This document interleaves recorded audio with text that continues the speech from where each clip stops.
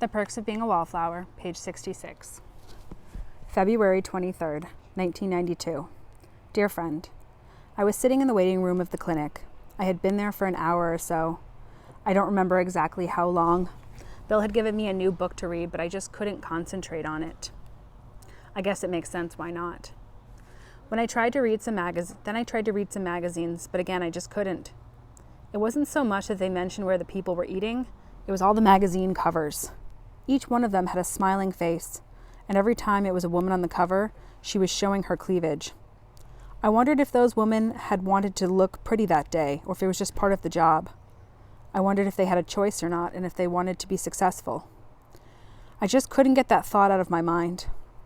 I could almost see the photo shoot and the actress or model going to eat a light lunch with her boyfriend afterward. I could see him asking her about that day and how she wouldn't think too much of it.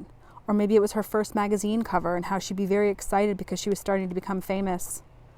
I could see the magazine on newsstands with a lot of anonymous eyes looking at it, and how some people would think that it was very important, and how a girl like Mary Elizabeth would be very angry about the actress or model showing her cleavage along with all the other actresses and models doing the same thing, while some photographer like Craig would just look at the quality of the photograph. Then I thought there'd be some men who would buy the magazine to masturbate to it, and I wondered what the actress or her boyfriend thought about that, and if they did at all. And then I thought it was time for me to stop thinking about it because I wasn't doing my sister any good.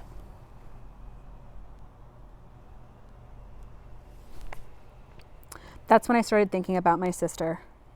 I thought about the time when she and her friends painted my fingernails and how that was okay because my brother wasn't there. And the time she let me use her dolls to make up plays or let me watch whatever I wanted to watch on TV.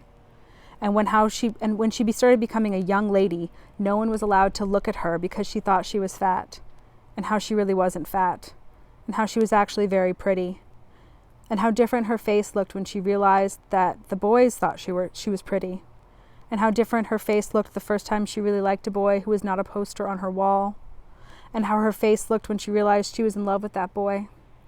And then I wondered how her face would look when she came out from behind those doors. My sister was the one who told me about where babies come from. My sister was also the one who laughed when I immediately asked where babies go. When I thought of that, I started to cry.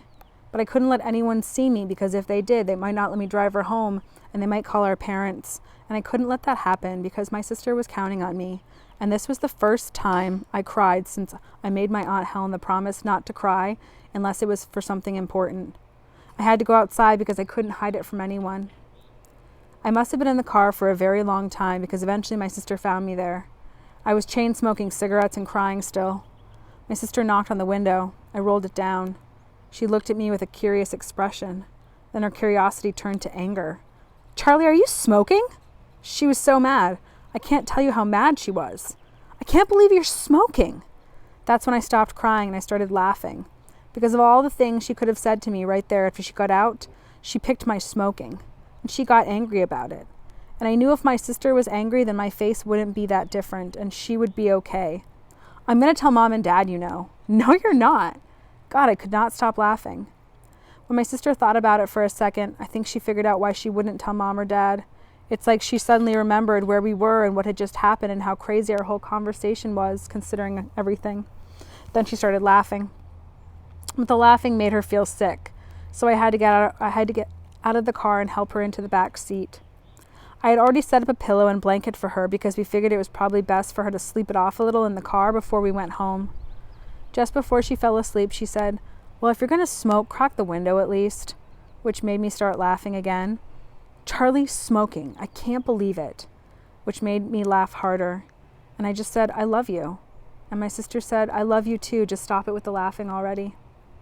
Eventually, my laughing turned into the occasional chuckle, and then it just stopped. I looked back and saw that my sister was asleep.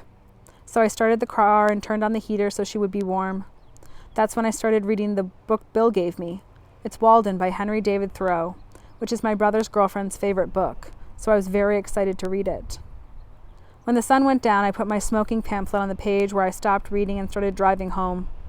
I stopped a few blocks from our house to wake up my sister and put the blanket and pillow in the trunk.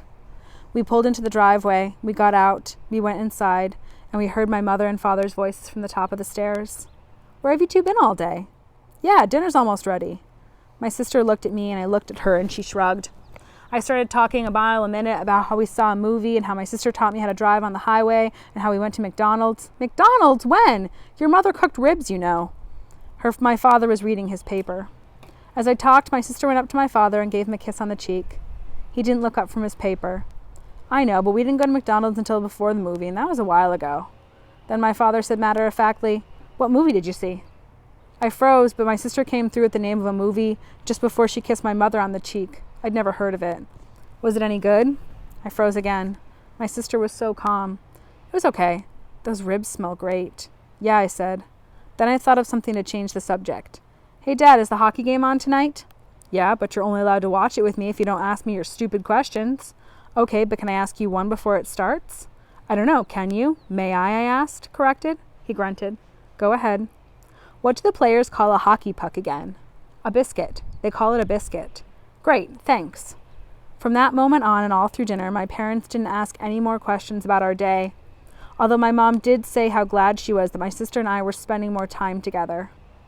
That night after our parents went to sleep, I went down to the car and got the pillow and blanket out of the truck. I brought them to my sister in her room. She was pretty tired and she spoke very softly. She thanked me for the whole day. She said that I didn't let her down, and she said that she wanted it to be our little secret since she decided to tell her old boyfriend that the pregnancy was a false alarm. I guess she didn't trust him with the truth anymore. After I turned out the lights and opened the door, I heard her say softly, I want you to stop smoking. You hear? I hear. Because I really do love you, Charlie. I love you too. I mean it. So do I. Okay, then good night. Good night. That's when I shut the door and left her to sleep. I didn't feel like reading that night, so I went downstairs and watched a half-hour-long commercial that advertised an exercise machine. They kept flashing a 1-800 number, so I called it. The woman who picked up on the other end of the phone was named Michelle, and I told Michelle that I was a kid and did not need an exercise machine, but I hoped she was having a good night. That's when Michelle hung up on me, and I didn't even mind one bit. Love always, Charlie.